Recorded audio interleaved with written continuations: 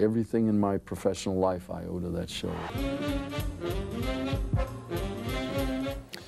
He brought rock and roll into the living rooms of North America, and for decades he rang in each new year with a musical extravaganza. Television pioneer Dick Clark died today. Deana Sumanac now on the life of a man who entertained generations. Dick Clark! They called him America's oldest living teenager, a nickname he liked so much he trademarked it. It was that combination of love of pop culture and sharp business sense that allowed Dick Clark to thrive in the entertainment world for 6 decades.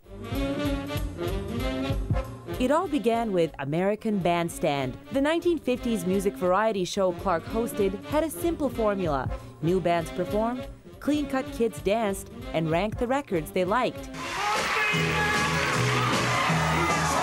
Its impact was revolutionary. He was a pioneer in bringing black artists to television. Before Dick Clark, you didn't see black artists singing on television. You saw white artists doing cover songs.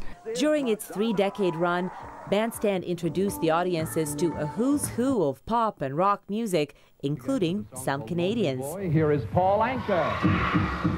I'm just a lonely boy. Over the years, Clark found a way to parlay his Bandstand fame into broadcasting fortune. Dick Clark Productions was behind everything from the Golden Globes to the American Music Awards to this game show. Dick Clark was somebody who understood mainstream culture. This giant mass of people who wanted entertainment. They didn't want anything very complicated. They just wanted stuff with a good beat that you could dance to. And essentially that's what he gave them in everything he did. Many also wanted to party with him. Dick Clark's New Year's Rockin' Eve celebrations from New York became an institution. He hosted them until he suffered a stroke in 2004. It's going great, and as usual. His speech impaired.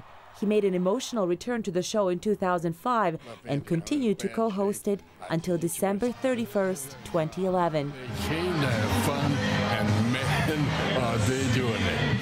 The man who prided himself on his broad, all-American appeal, ringing in his last year with the audience whose wishes he understood for 60 years.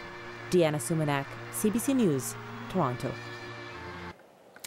Dick Clark was 82. He died of a heart attack in a California hospital.